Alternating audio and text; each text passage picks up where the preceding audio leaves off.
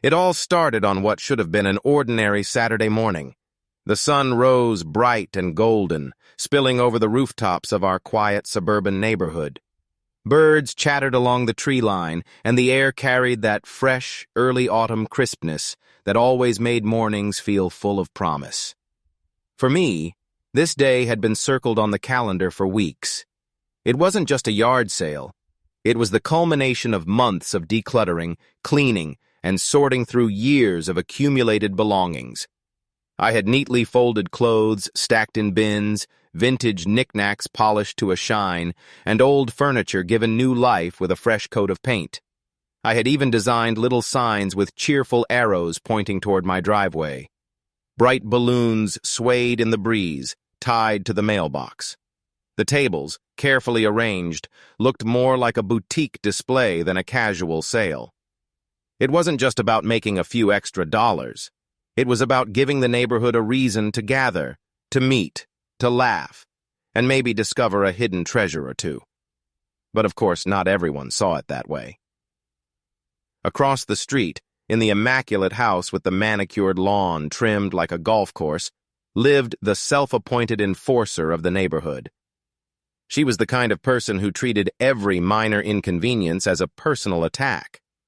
She prowled the sidewalks with a clipboard in hand, collecting infractions that ranged from trash cans being out an hour too long to flower beds daring to look less than perfectly symmetrical. Her name was Karen, and to her, the idea of a yard sale was nothing short of chaos. From the moment she spotted me setting up tables, she was on high alert. The narrowed eyes, the pursed lips, the way she stormed down her driveway like a soldier marching into battle, it was all too familiar. I could almost feel the confrontation brewing before it even arrived.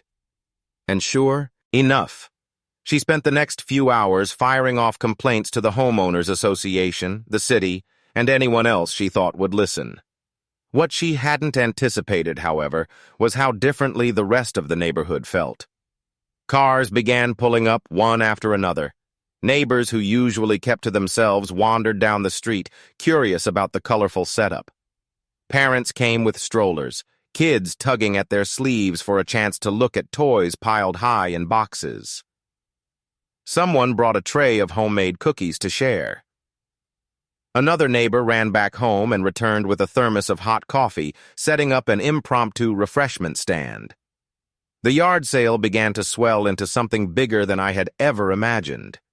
The laughter of children mixed with the chatter of neighbors catching up for the first time in months.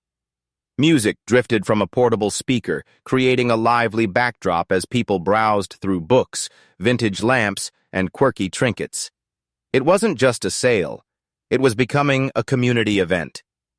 Karen's fury only intensified. She stood at the edge of her property, arms crossed, muttering about rules and violations. She called the HOA president, who, much to her dismay, actually showed up, not to shut us down, but to join in. He bought an old set of golf clubs, shaking his head with a grin as he told stories about how rusty his swing had become. That single purchase sent a ripple through the crowd. If the HOA president was shopping, then surely everything was fine. As the day wore on, the atmosphere transformed into something almost magical. Someone strung up fairy lights across the hedges. A local teenager set up a lemonade stand, quickly surrounded by eager customers. The smell of grilled burgers wafted through the air as one family decided to fire up their backyard grill and share with anyone who wanted a bite. It was no longer just my yard sale, it was turning into the neighborhood's first unofficial festival. Karen, red-faced and fuming, tried one last desperate attempt. She marched down the driveway with her phone in hand, loudly proclaiming that she had filed a formal complaint with the city. But by that time, the spirit of the day had already taken root. No one paid her any mind. Instead, they cheered when someone suggested turning this into an annual event. The irony was thick. The more Karen tried to cancel the yard sale, the more determined everyone became to keep it going. What began as my small weekend project was evolving into something none of us had planned, but all of us wanted. As twilight crept across the sky, glowing pink and orange, I stood back for a moment, taking it all in. My tables were nearly empty, most of the items already sold. Children chased each other through the grass, fairy lights twinkled above, and neighbors lingered long after their purchases had been made. The laughter, the warmth, the sense of belonging, it was everything a neighborhood was supposed to be. And in that moment, it hit me. This wasn't the end of something. It was just the beginning. Because Karen wasn't done yet. Her anger was too deep, her need for control too strong. I could see her retreating back into her house, already plotting her next move. And though the festival had been a victory, I knew one thing for certain. The real battle with her was only just beginning. The morning after the yard sale turned festival, the neighborhood was still buzzing with excitement. Social media posts from the night before flooded local groups. Pictures of glowing fairy lights, smiling kids clutching toys, and even a short video of neighbors singing together around a makeshift fire pit. What had started as a simple decluttering project had become the highlight of the season. But in one corner of the street, behind tightly drawn blinds, Karen seethed. She had spent the entire night drafting emails, filing complaints, and convincing herself that she would regain control of the situation. To her, the neighborhood had slipped into anarchy, and order needed to be restored. The worst part, in her eyes, wasn't the noise or the cars. It was the unity. She thrived on tension, on keeping everyone divided. Seeing neighbors laughing and bonding had been unbearable. By mid-morning, her plan was in motion. The first sign came in the form of a white city vehicle crawling slowly down the street. Its arrival was almost cinematic. The quiet hum of the engine, the flash of a municipal seal on the door, and Karen stepping triumphantly out onto her porch as though she had summoned them herself. The inspector got out, clipboard in hand, scanning the street with a practiced eye. Karen wasted no time approaching him, pointing furiously toward my property, gesturing wildly as though the scene from the day before had been some sort of crime spree. She practically vibrated with anticipation, convinced that this official would finally shut everything down. But here's where things began to take a twist Karen hadn't anticipated. The inspector wasn't arriving to scold me. He was there because of the sheer number of calls his department had received, not just from Karen but from dozens of other people. The thing was, while Karen's calls had been complaints, the others had been requests. People wanted to know when the festival would be happening again. Some wanted to know if they could set up booths. Local musicians had emailed asking if they could perform. Even food trucks had inquired about space. By trying to shut me down, Karen had inadvertently put my little neighborhood festival on the city's radar in the best possible way. The inspector, far from wagging a finger, actually seemed amused. He asked a few routine questions about permits, crowd size, and safety, but there was no fine, no citation, no order to stop. Instead, he handed me a pamphlet, read about how to apply for a community event permit should I want to do it again on a larger scale. His tone was encouraging, almost supportive. Karen's face, as she overheard the exchange, was a mask of horror.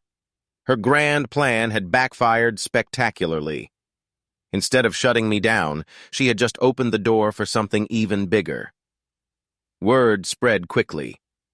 By the end of the week, talk of the festival had spread beyond our neighborhood. Friends of friends began asking if they could attend. Local small businesses reached out, eager to set up tables.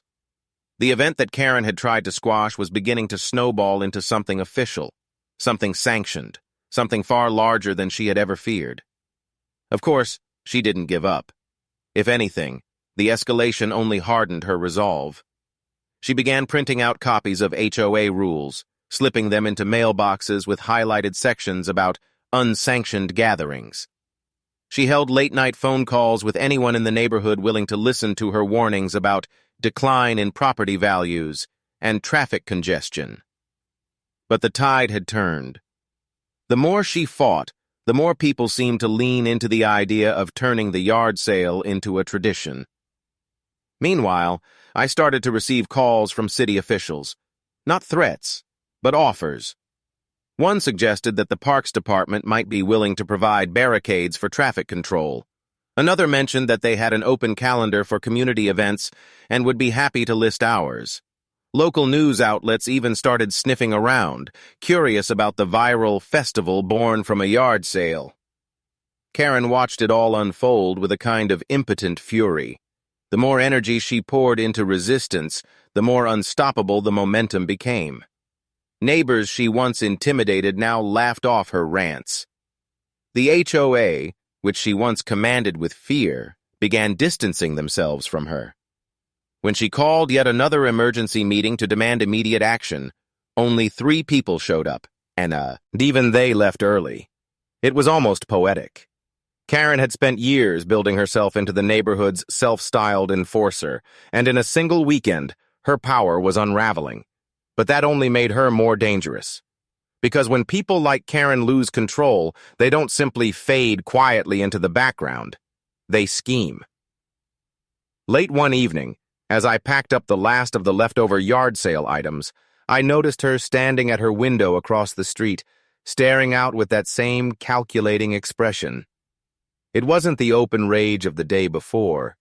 It was colder, quieter, as if her mind was already constructing the next move.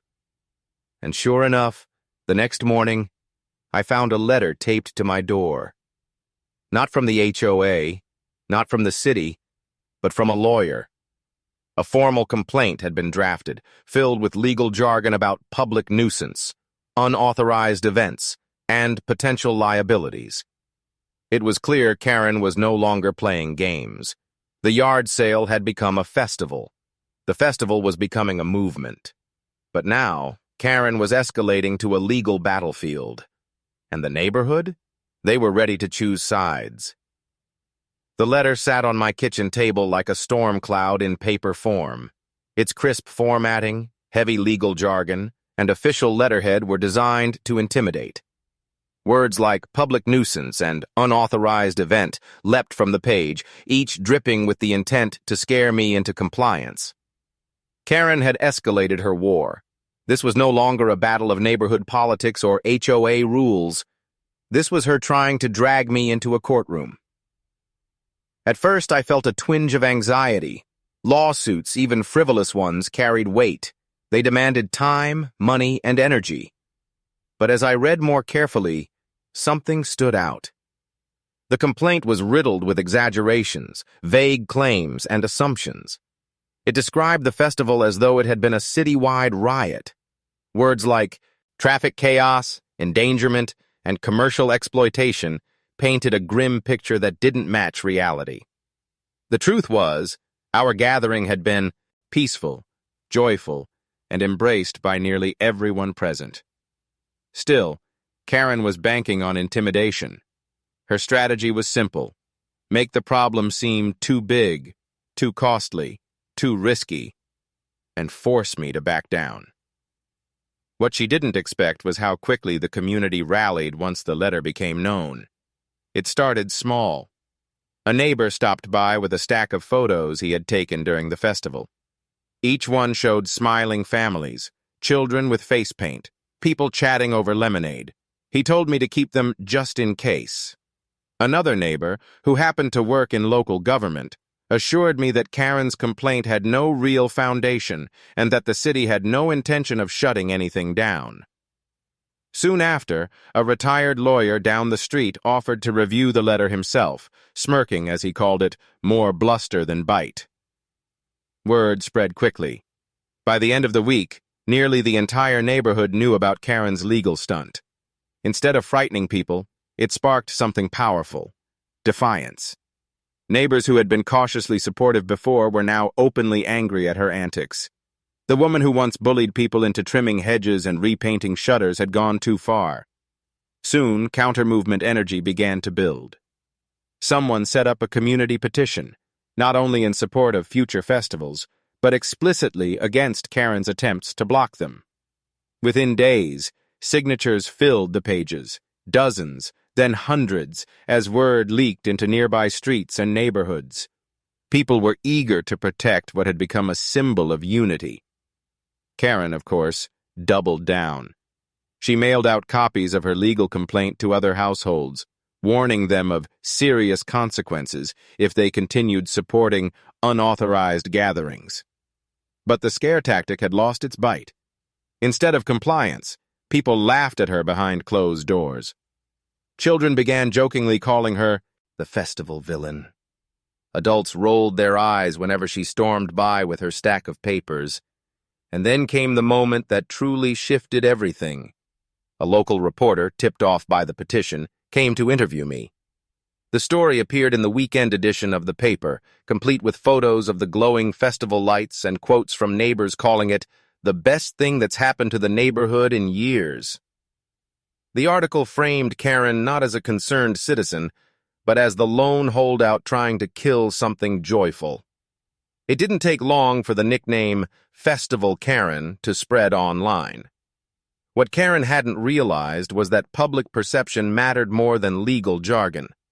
By taking the fight out of the neighborhood and into the broader community, she had unwittingly made herself the villain of a much bigger story.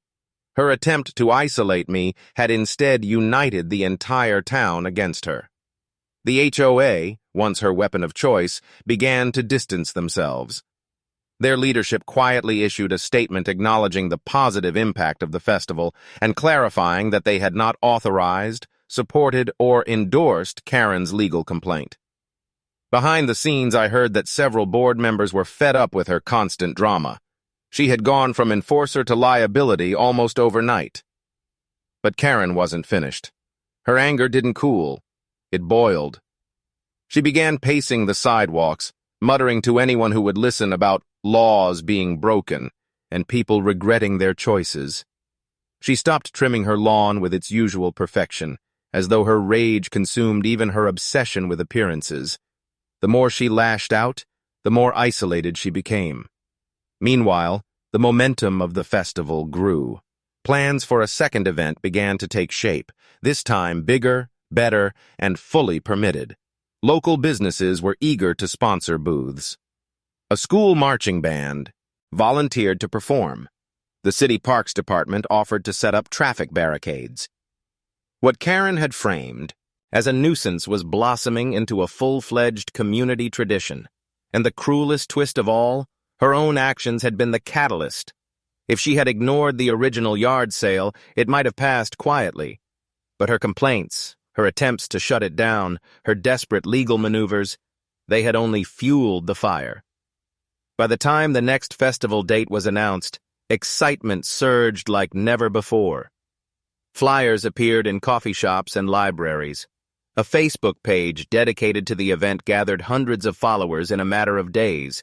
The energy was unstoppable. Yet through it all, I couldn't shake the uneasy sense that Karen was planning something else.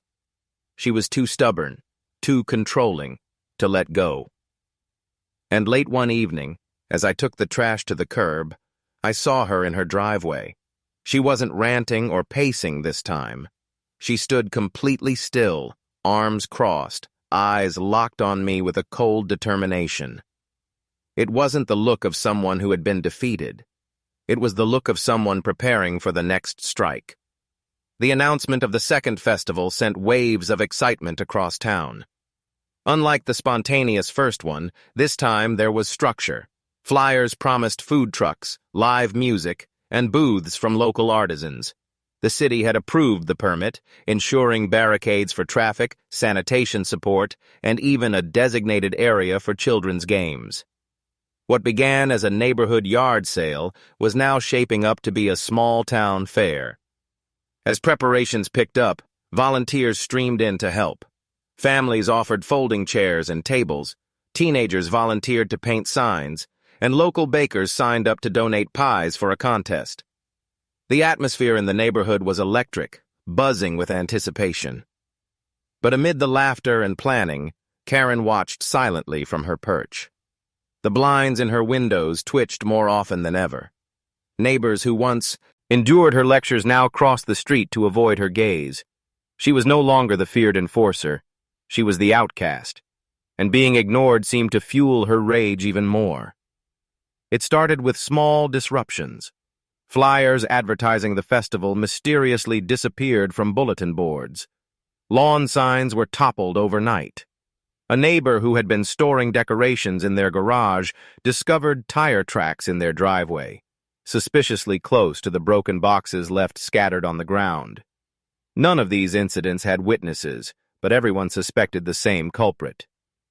The sabotage escalated as the date drew closer. Extension cords for string lights were cut in the middle of the night. A delivery of folding tables was misplaced after being signed for under a name no one recognized. The acts were petty, but disruptive enough to cause frustration. Despite this, the community refused to be defeated. Neighbors doubled their efforts, working longer hours to replace damaged items, pooling money to replace stolen supplies. Each setback only strengthened their determination. And with every repair made, every obstacle overcome, Karen's isolation deepened. Still, she wasn't finished. She wanted a spectacle. Something dramatic enough to derail the entire event. On the morning of the festival, the sun rose over a street transformed. Booths lined the sidewalks, food trucks idled with engines humming, and the scent of grilled meats and sweet treats filled the air. Colorful banners rippled in the breeze, and children ran from booth to booth with painted faces and sticky fingers. It was bigger than anyone imagined. Hundreds of people filled the street, laughter and music spilling into every corner. Karen struck when the festival was at its peak. She emerged from her house like a storm cloud, dragging a rolling suitcase behind her. The crowd barely noticed at first, lost in the bustle of activity. But then came the sound, the screeching whistle of a bullhorn. Karen's voice, amplified and shrill, cut through the joy like shattered glass. She shouted about violations, about safety hazards, about how everyone present was complicit in law-breaking. She waved papers in the air, more legal threats, printed and stapled in thick packets. She shoved them into the hands of strangers, demanding they educate themselves. Her tirade grew louder as people began to stop and stare. But the spectacle she intended backfired spectacularly. Instead of frightened compliance, the crowd responded with laughter. Children covered their ears and giggled. Teenagers recorded videos on their phones, capturing every word. Adults shook their heads, some even booed. The more Karen screamed, the less serious she became. She had wanted to appear as the voice of authority, but instead, she was the afternoon's unintentional entertainment. Things took an even sharper turn when she attempted to shut down the food trucks. She dragged her suitcase into the middle of the street, blocking one vehicle from moving forward. The driver, bewildered, simply honked, drawing even more attention. Festival volunteers quickly stepped in, guiding her away, but the scene had already unfolded before dozens of cameras. Within hours, clips of Festival Karen were circulating online. One video, showing her flailing papers and screaming into the bullhorn while children danced nearby, spread faster than anyone expected. By evening, local news outlets were airing it alongside commentary about how resilient the community had been in the face of her disruption. For Karen, it was humiliation on a scale she had never faced before.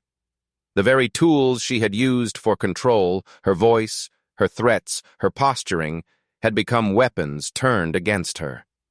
She was no longer feared, she was mocked. Yet even as the festival thrived around her, she refused to retreat gracefully.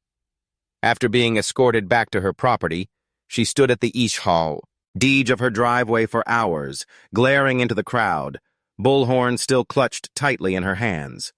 Her voice grew hoarse from shouting, but her eyes remained cold, filled with a determination that bordered on obsession. The festival, meanwhile, carried on without a hitch.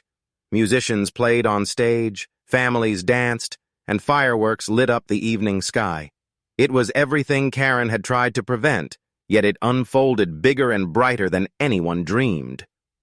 But beneath the triumph, there was an undercurrent of unease.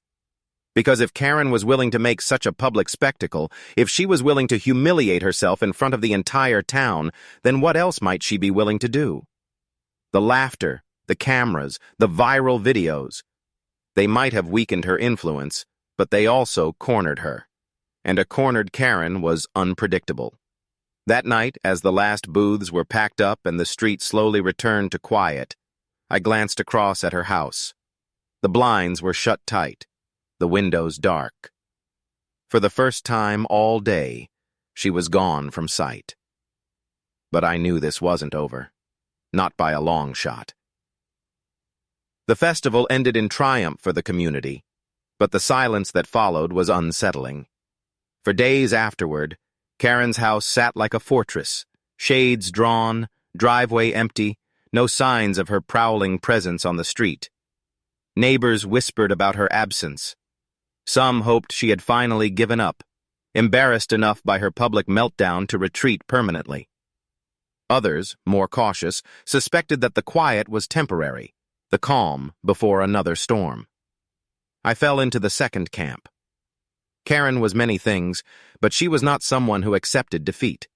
Her identity had been built on control, on dictating the lives of others under the guise of order. Losing that grip in such a spectacular fashion wasn't something she would let go lightly. She wasn't gone. She was plotting. The first signs of her return weren't loud. They were subtle, almost invisible unless you were paying close attention. Strange vehicles parked on the street at odd hours, drivers sitting inside, watching. A sudden increase in official-looking letters stuffed into mailboxes, letters that claimed to be from city departments, but upon closer inspection, bore inconsistencies that hinted they were homemade forgeries. Karen was probing, testing the waters, looking for ways to reassert herself. Then came the rumors. Someone claimed Karen had been visiting city council meetings, requesting time on the agenda to address the dangers of unauthorized gatherings.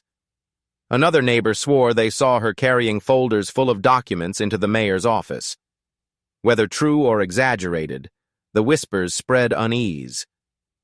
Karen wasn't just targeting the neighborhood anymore. She was trying to weaponize the entire town's bureaucracy. But her most desperate move was still to come. It started on a Friday evening when envelopes appeared on nearly every doorstep. Each was marked "Urgent Legal Notice" in bold red letters. Inside, a multi-page document declared that the festival was under criminal investigation, that participants could be held liable for damages, and that law enforcement would be pursuing charges. The language was dramatic, frightening, yet it didn't take long for the truth to unravel. The documents weren't official. They were crudely assembled imitations, riddled with misspellings and nonsensical legal references. Karen had attempted to manufacture the weight of law itself. The neighborhood's reaction was immediate, but not the one she wanted. Instead of fear, the community erupted in outrage. Neighbors marched to her property demanding answers, waving the fake notices in the air. Others called the police, reporting the letters as harassment and forgery. By the end of the night, an actual patrol car was parked in front of her house, lights flashing, while officers questioned her on the porch. For the first time, the balance shifted in a way Karen couldn't control. The very authorities she had tried to impersonate were now turning their gaze on her. Though no immediate arrest was made, the warning was clear. Her tactics had crossed a line. But if Karen was shaken, she didn't show it. Over the next week, she doubled down. She began attending City Hall more frequently, pushing her narrative that the festival was dangerous, a threat to safety, a violation of quiet residential life. She gathered a small band of supporters, mostly outsiders with no stake in our neighborhood, but eager to latch onto her cause for their own grievances. With them, she tried to form what she grandly called a citizens' coalition. It was clear, however, that her influence was waning. For every supporter she gained, dozens more mocked her. The videos of her bullhorn rant had spread beyond town, turning her into a cautionary tale of suburban obsession. Memes circulated online, each more brutal than the last. Karen had wanted to be a figure of authority. She had become a caricature instead. Still, desperation can drive people further than logic ever would. And Karen wasn't finished. The breaking point came one stormy night. Rain pelted the streets, wind rattled fences, and thunder rolled across the sky. Most of the neighborhood had gone quiet, retreating indoors. But through the downpour, the sound of shattering glass echoed faintly. Lights flicked on as curtains were pulled back. Someone had broken into the storage shed where festival supplies were being kept. Neighbors rushed out, flashlights cutting through the rain. What they found was chaos. Banners torn, boxes overturned, decorations scattered in the mud.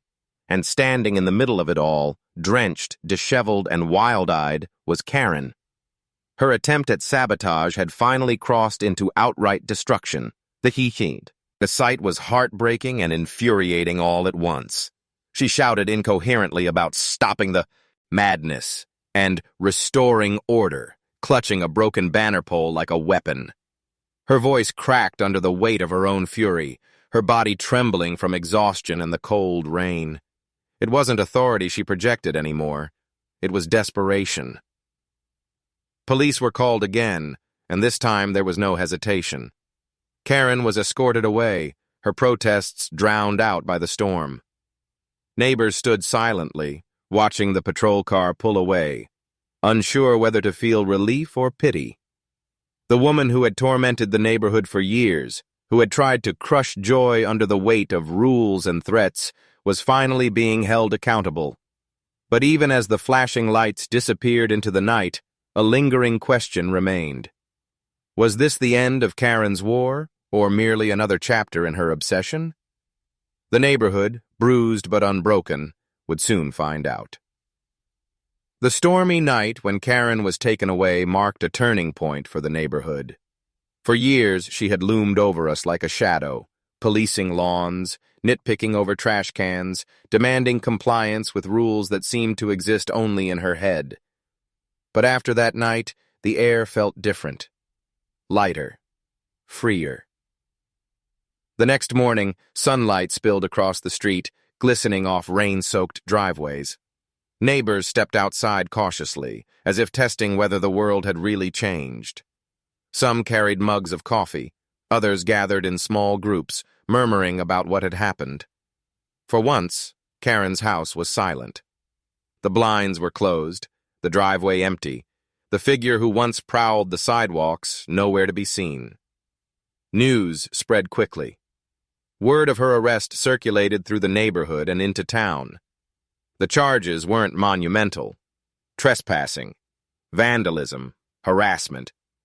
But they were enough to make it clear that her reign of intimidation was over. For someone who had built her life around control, the loss of authority was devastating. What surprised everyone most was how swiftly the community moved forward. Rather than dwelling on the chaos Karen had caused, neighbors focused on what had grown in spite of her efforts. The festival had not only survived her sabotage, it had thrived because of the unity her opposition had sparked. People who had barely spoken before now shared inside jokes. Parents planned playdates. Groups formed to organize future events. The neighborhood had been transformed, not by the yard sale itself, but by what it represented: resilience in the face of unnecessary control. In the weeks that followed, the HOA held a special meeting. For the first time in memory, the turnout was enormous. People who once avoided HOA gatherings now packed the community center, energized and eager for change. At the top of the agenda was a vote to formally limit the powers of board members, ensuring no single individual could wield unchecked authority again. The motion passed overwhelmingly. Karen's influence had not just collapsed, it had reshaped the rules entirely. Meanwhile, plans for the next festival grew even bigger. The city, having witnessed the chaos firsthand, stepped in, not to stop it, but to help. Permits were streamlined. Police offered crowd support, not as enforcers, but as partners. Local businesses lined up as sponsors. What began as a humble yard sale was evolving into an official town tradition. And through it all, Karen faded. She returned home eventually, but the woman who once barked orders and brandished clipboards was gone. She no longer patrolled the sidewalks or scolded children for riding bikes too close to her lawn. Her blinds stayed drawn, her yard grew slightly unkempt, and her presence shrank to nothing more than a silhouette glimpsed occasionally through a window. She had become a ghost in the very neighborhood she once dominated. The irony was, it ain't lost on anyone. By trying to destroy the festival, Karen had guaranteed its survival. By attempting to control her neighbors, she had united them against her. And by making herself the villain of the story, she had cemented her own irrelevance. Months later, when the second official festival finally took place, it was everything the first had hinted at, and more. Streets were lined with booths, food trucks stretched for blocks, and a small stage hosted performances from local bands. Children paraded in homemade costumes, neighbors hosted contests, and laughter echoed long into the night. At one point, as the sun dipped below the horizon and the street glowed with fairy lights, I stood back and took it all in. The festival had outgrown me. It belonged to the town now. It was no longer about a single driveway sale or even one neighborhood's rebellion against a controlling figure. It had become a celebration of community itself, a reminder that joy thrives when people stand together. Karen didn't attend, of course. She stayed inside, curtains pulled shut against the noise of the crowd. But I couldn't help thinking she must have heard it. The music, the laughter, the fireworks cracking in the distance. She must have known that her fight had been lost, not in a courtroom or an HOA meeting, but in the simple act of neighbors choosing unity over fear. As the night wound down and families carried sleepy children home, I realized something else. Karen's legacy wasn't her bitterness, her threats, or even her sabotage. Her true legacy was accidental. By resisting so fiercely, she had forced us to discover what we were capable of when we stood together. And that was something no amount of rules or complaints could ever take away. The festival lived on. The neighborhood thrived. And Karen? She became a footnote in the story everyone loved to retell, the story of how a single yard sale, nearly canceled by one angry woman, became the town's favorite tradition. In the end, it wasn't her downfall that mattered most. It was what rose in its place,